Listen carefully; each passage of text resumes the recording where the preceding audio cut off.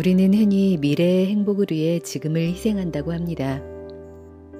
미래의 그 행복을 성공과 동일시하곤 하죠. 그리고 어렵게 무언가를 성취했을 때 고생 끝 행복 시작이란 말을 고민 없이 쓰곤 하는데요. 행복은 과연 지금이 아닌 미래에만 있고 언제나 고생 끝에만 얻을 수 있는 것일까요? 에나의 다락방 라디오, 오늘은 우리가 찾는 행복이란 과연 무엇인지를 이야기하는 백세 철학자 김영석 교수의 행복 예습 들려드립니다.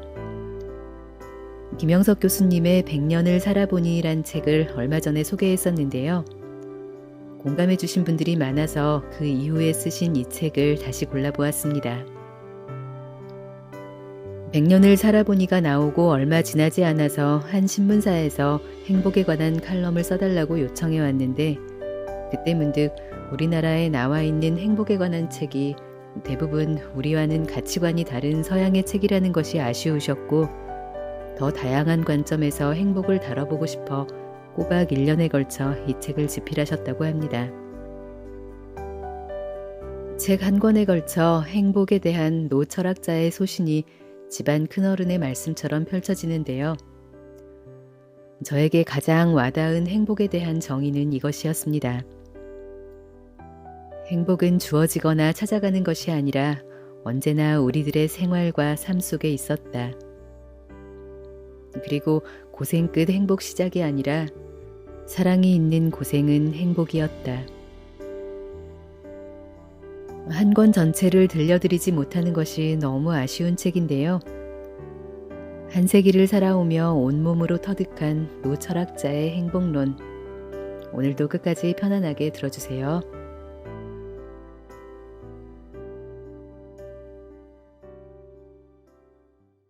사랑 있는 고생이 행복이었네. 행복은 생활 경험의 산물이기 때문에 복합성을 갖는다. 희망을 상실하게 되면 행복도 잃어버린다. 행복은 믿음과 더불어 공존한다. 서로 믿지 못하게 되면 행복도 떠나버린다. 행복은 평화의 밭에서 자란다.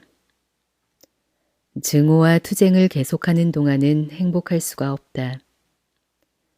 자유를 빼앗는 것은 행복을 빼앗는 것과 통한다. 싸우면서 행복해지자는 것은 자기 기만이다. 선한 목적을 말하면서 폭력을 사용하는 것은 위선의 길이다.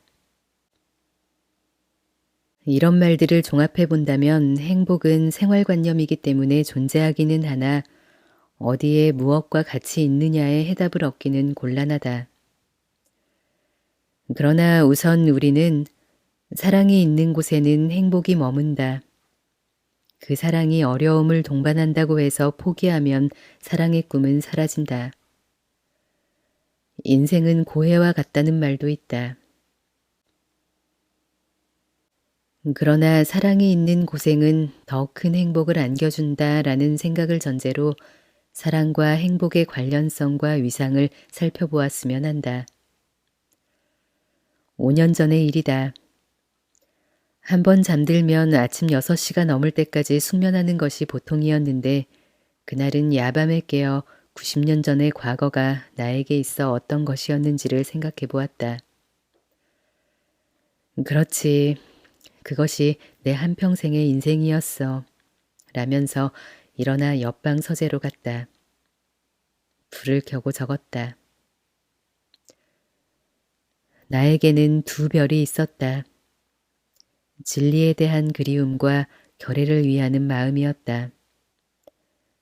그 짐은 무거웠으나 사랑이 있었기에 행복했다. 내가 20년 동안 살아온 고향 송산리를 떠나 일본으로 유학을 떠났을 때였다. 처음 고향을 떠났기 때문에 집과 나를 위해 희생적인 사랑을 베풀어 주셨던 어머니 생각이 간절했다. 그날 밤 꿈이었다.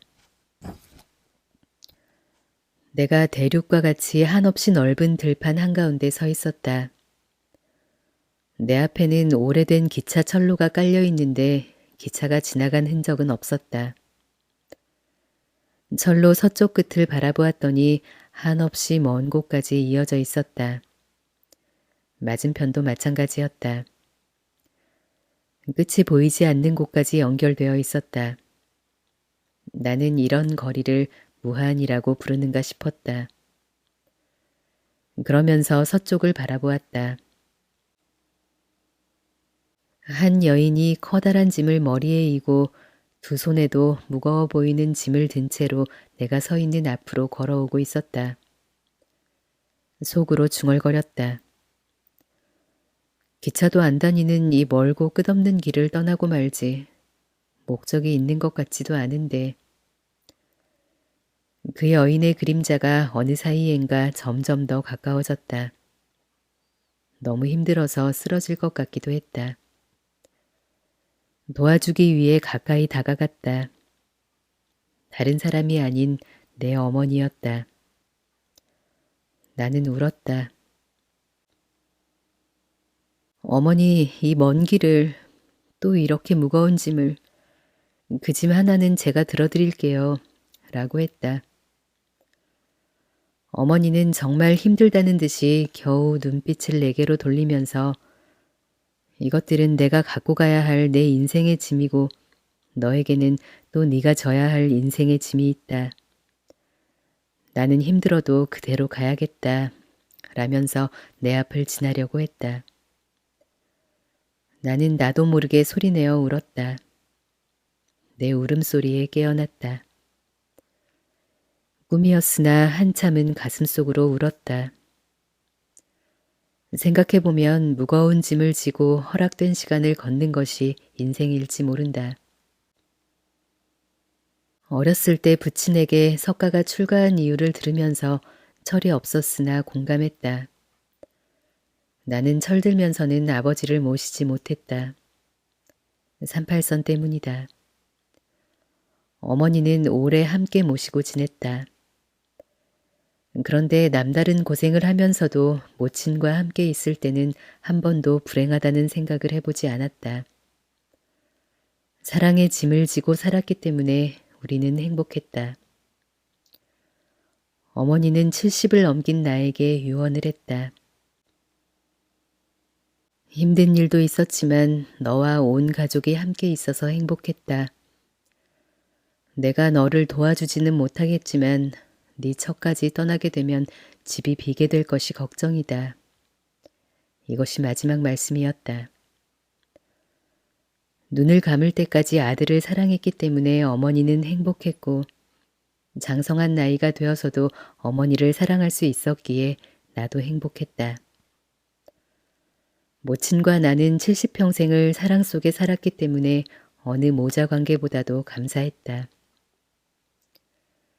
나는 학문적으로 업적을 남기지는 못했다. 그러나 학문과 진리를 사모하고 사랑했다. 그래서 행복했다. 나는 광복을 맞이하고 2년 동안은 북에서 살았다. 그 어려움을 겪었기 때문에 자유가 목숨보다 귀하다는 것을 깨달았다. 내 초등학교 친구들 중에는 김일성의 외가 쪽 인척들이 있었다. 그중 강면석군은 북에서 죽었다.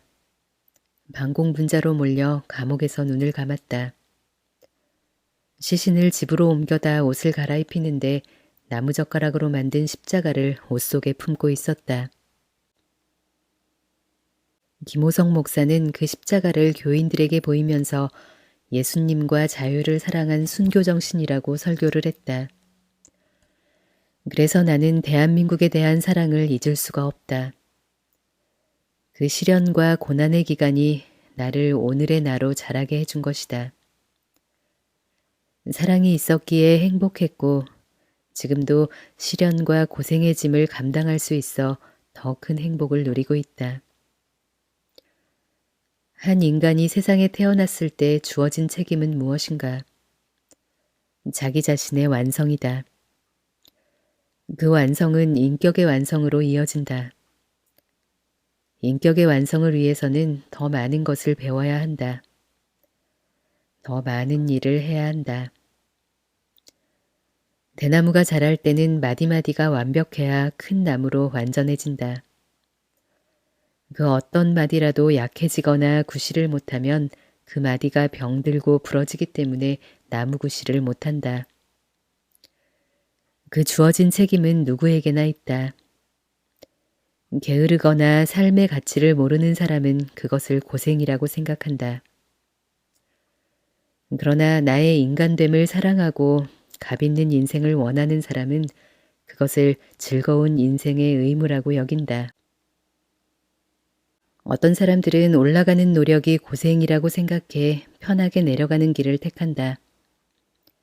그가 도달하는 곳은 어둡고 컴컴한 계곡이다. 많은 사람들이 편안히 즐기기 위해 평탄한 길을 택한다. 땀을 흘리지 않아도 된다. 그러나 도달하는 곳은 출발한 곳과 변화가 없다. 그런데 자신의 인생과 인격을 사랑하는 사람은 올라가는 길을 택한다. 등산을 즐기듯이 노력과 성장을 즐긴다. 그 남모르는 즐거움이 행복인 것이다. 그가 올라서는 곳은 높은 산의 정상일 수도 있다. 그 정상에서 멀리 세상을 내려다보는 사람의 행복은 희열에 가까운 것이다. 나는 두 친구와 같이 여행을 하다가 스위스 제네바까지 가 머문 일이 있다. 내 주장은 모처럼의 기회니까 알프스까지 올라가자는 것이었는데 동행했던 안병욱 교수는 피곤한데 하루는 쉬자는 생각이었다. 때마침 호텔에 들렀던 이한빈 스위스 한국공사가 가는 절차까지 가르쳐주면서 열차와 엘리베이터를 이용하니까 염려 말고 융프라우봉까지 다녀오라고 했다. 산 밑의 시내는 더운 여름이었는데 한참 올라가니까 가을 풍경으로 바뀌었다. 다시 한두 정거장까지 등산 열차로 올라가니 봄 경치가 펼쳐졌다. 양들이 풀을 뜯어 먹고 있었다. 거기에서 등산 열차가 끝나고 승강기를 타고 올라가 정상에서 내린다. 4,200여 미터의 고지다. 그 정상보다 더 높은 봉우리도 있으나 올라갈 수가 없었다. 정상에서 보는 하늘과 계곡을 메우고 있는 빙하들, 산 밑을 흘러 지나가는 구름대들, 세상에 태어나서 그런 장관을 처음 보고 체험했다. 넋을 잃고 심취되어 시간을 보냈다. 같이 갔던 한우근 교수가 이제는 더 늦기 전에 내려가야 할 것 같다라고 했다. 올라갈 필요가 없을 것 같다고 말했던 안병욱 교수는 이렇게 장엄한 경치와 세상을 남겨두고 어디로 가나 차라리 여기서 죽었으면 좋겠다라고 했다. 산 밑으로 와서 기차를 탔다. 자리를 같이 했던 등산객들이 등산 열차를 탔느냐고 물었다. 그랬다고 했다. 옆 사람이 그게 무슨 등산이냐며 우리 셋은 걸어서 올라갔다가 내려왔는데 그 맛은 모를 것이라고 말했다. 도보로 고생한 등산객의 즐거움과 만족스러운 행복은 편히 다녀온 우리와 비교가 안 되었을 것이다. 성공과 영광과 행복을 누리는 사람은 그런 인생을 선택하는 사람일 것이다. 경험해보지 못한 사람은 그것을 공연한 고생이라고 생각한다. 그 과정에 즐거움이 있었기 때문에 정상의 기쁨은 더했을 것이다. 아마 자녀 양육과 교육을 위해 나만큼 고생한 사람은 적을 것이다. 전쟁 전부터 이남 사녀를 키운 셈이다. 가난과 고생의 연속이었다. 그러나 지금은 모두가 행복한 가정을 이끌어가고 있다. 미국과 한국에서 일하는 의사를 합치면 슬하에 8명이나 된다. 대학에서 가르치는 가족이 5명, 법관이 2명이고 애플 회사에 근무하는 외손녀가 있다. 대학원에 재학하는 손자들이 4명이다. 모두가 대학원에서 석사와 박사 과정을 끝낸 셈이다. 자라나는 증손자들도 있다. 전체적으로 보았을 때 행복한 가족이었다. 내 모친의 소박한 생각이 인구 문제를 걱정하는 정책가들보다 정확했던 것 같다. 애들 많다고 걱정하지 마라. 사람은 정직하게 열심히 일하면 다 져먹을 것은 가지고 나오는 법이란다. 라고 하셨다. 지금 누가 나에게 그 많은 애들을 키우느라고 얼마나 고생이 많았냐고 물으면 그래도 행복한 면이 더 많았다고 말한다. 애들과 더불어 사랑이 있는 고생을 했던 그때가 제일 행복했다. 내 아들, 딸 모두가 그런 생각을 갖고 있다. 사랑이 있는 고생의 역사, 사회적 가치와 의미도 중요하다. 나는 우리 민족이 오늘만큼의 성장과 역사를 건설한 것은 3.1운동 때부터라고 생각한다. 3.1운동 이전까지는 우리 선조들의 생활 단위가 나와 가족의 울타리를 벗어나지 못했다. 그러다가 3.1운동을 겪으면서 삶의 단위가 나와 국가의 단위로 올라선 것이다. 그때부터는 국가와 민족이 먼저고 가정과 나는 국가 안에서 결애와 더불어 살아야 한다는 교훈을 받아들이게 되었다. 그것이 해방으로 이어졌다. 6.25 전쟁을 겪으면서는 나의 운명은 민족의 운명 속에 있다는 사실을 체험했다. 그 민족적 원동력이 오늘의 현실을 열매 맺게 했다. 우리가 체험해온 모든 역사적 과정이 나라와 결애를 위한 사랑이 있는 노력과 고생이었다. 나 같은 사람은 서북 지역이 고향이었기 때문에 도산 안창호와 고당 조만식의 애국심과 더불어 성장했다. 도산이 교회에서 한 마지막 강연을 평생 잊지 못하고 있다. 고당은 김일성 정권과 항쟁하다가 말년에는 평양시 도심에 있는 고려 호텔에 연금되었다. 외출은 물론 일체의 면회까지 허락되지 않았다. 고당은 자신의 운명적 종말을 예감했던 것 같다.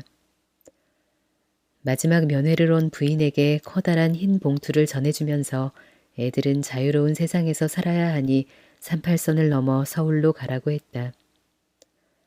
그 봉투 안에는 자신의 머리카락이 들어있었다. 자기가 죽었다는 사실이 전해지면 빈 관으로 장례를 치를 수가 없으니까 유언 아닌 유품을 남겨주었던 것이다. 고당은 6.25 때 세상을 떠났다. 그 사실을 확인한 고당의 가족들과 애국 친지들이 그 뜻에 따라 장례를 치렀다. 지도자들만이 그런 건 아니다. 해방 후부터 6.25 전쟁을 겪으면서 민주화 투쟁을 성공시키면서 얼마나 많은 애국 애족의 사랑이 넘치는 희생을 계승해 왔는가. 나는 지금도 피곤하고 힘들어도 동작동과 대전에 있는 현충원을 찾아가곤 한다. 우리를 위해 사랑의 희생을 대신한 분들의 안식처다. 4.19 민주묘지도 그 하나다. 광주의 망월동 5.18 민주묘지와 부산 대연동의 유엔묘지도 그렇다. 그분들의 사랑의 희생이 있어 오늘 우리들의 행복이 유지되고 있다. 고귀한 사랑은 희생을 동반하기 때문에 더 큰 행복의 원천이 되는 것이다.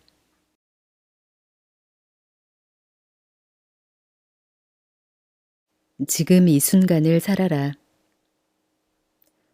행복은 어디에 있는가 하는 물음은 타당하지 않다. 공간적 존재가 아니기 때문이다. 행복은 어느 시간에 머무는지 물어야 한다. 행복은 의식의 내용이며 의식은 시간과 더불어 머물기 때문이다. 많은 사람들은 행복이 머무는 곳이 시간적으로 현재라고 생각한다. 과거는 이미 지나갔기 때문에 행복도 함께하지 못하고 미래는 아직 주어진 시간이 아니기 때문에 행복과는 상관이 없다. 행복이 있다면 현재의 의식 안에 머물 수밖에 없다. 그렇다면 어려움이 생긴다. 현재라는 시간에서 과거로 돌릴 것은 다 돌려보내고 아직 찾아오지 않은 미래도 모두 없는 것으로 치부한다면 행복은 극히 짧은 시간에 머물 수밖에 없다. 1초에 100분의 1쯤 되는 순간순간의 행복이 머문다면 우리는 그 행복을 감지할 수가 없을 것 같다.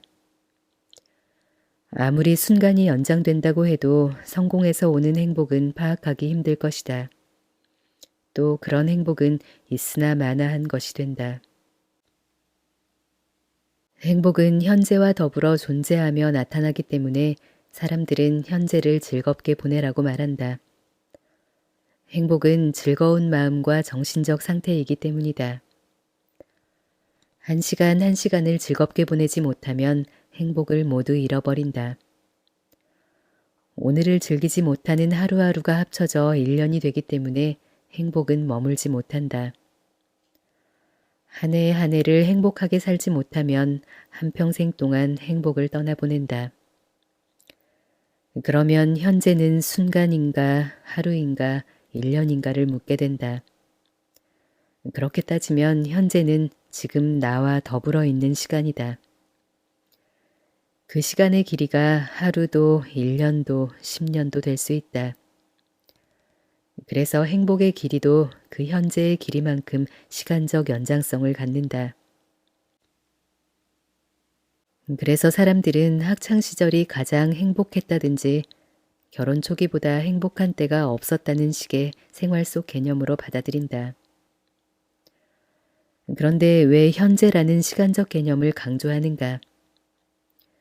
보수적이며 전통적인 동양 사회에 살아온 사람들은 회고적인 성향이 있어서 선하고 아름다운 것은 과거에 있었던 것 같은 인습에 젖어 있다. 그래서 선하고 아름다웠던 시대는 어느 때였던가를 묻기도 한다. 종교적 신앙을 잘못 받아들인 사람들은 석가 당시의 삶이나 예수 시대의 모범적인 교훈을 받아들이곤 한다. 그렇게 되면 행복했던 시절과 꿈이 있었던 시대를 과거의 연장으로 생각하기 쉽다.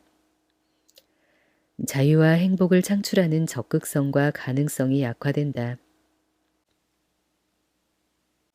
그와 대조적으로 더 귀하고 좋은 역사적 삶은 미래에 있을 것이라고 믿고 살아온 사회에서는 행복도 미래를 위한 현재로 착각하게 된다. 마르크스주의자들이 갖는 대표적인 가치관이다. 현재를 마지막 목적 달성의 과정으로 본다. 미래에 있을 꿈을 위해 오늘의 현실을 희생하기도 한다. 또 무한 경쟁을 주장하면서 성공은 경쟁에서 승리하는 자에게 있으며 성공이 곧 행복이라는 관념에 빠진다. 지금 일에 성공한 사람은 다음 경쟁에서 또 이겨야 한다. 말하자면 성공의 연장이 행복의 연장이 된다고 믿는다. 지금 세계 경제를 주도해가는 기업 풍토가 그렇다. 쉴 새 없이 뛰어야 하며 경쟁의 역사에서 뒤지면 낙오자가 된다. 경쟁에서 경쟁을, 성공에서 또 다른 성공을 위해 여유와 휴식도 없이 인생을 다 소비해버리면 행복은 머물 곳이 없다. 오히려 성공을 바라지 않는 경쟁이 행복할지도 모른다. 그래서 휴식이 필요해진다. 그런 인생을 사는 사람들은 경쟁의식에 빠져 행복은 성공과 공존하며 동전의 양면과 같다고 생각한다. 그러나 오히려 성공을 따르다가 행복을 놓친다. 미래만 보고 달리는 동안 현재를 내실 없이 빼앗기는 우를 범한다. 생각해보면 인생도 그렇다. 늙은이들은 행복했던 과거를 회상하길 좋아하며 젊은이들은 미래의 꿈을 생각하면서 행복의 그림자를 품고 살아간다. 행복은 현재에 머문다고 말하면서도 현재를 잃어버리는 사람은 행복도 놓치고 만다. 그렇다면 행복이 머무는 현재란 어떤 성격을 갖는가? 우리가 살고 있는 현실 속에서 찾아보기로 하자. 지금 생각해보니까 학창시절이 가장 좋았던 것 같아. 아프리카를 여행할 때보다는 동남아를 여행할 때가 더 즐거웠다. 대학을 졸업하는 것이 꿈이었는데 졸업을 앞두고 보니까 갈 직장이 없어 더 걱정이다 라는 이야기들을 자주 듣는다. 마지막에 웃는 사람이 잘 산 셈이다. 성공은 그의 일생을 통해 평가된다 라는 말도 있다.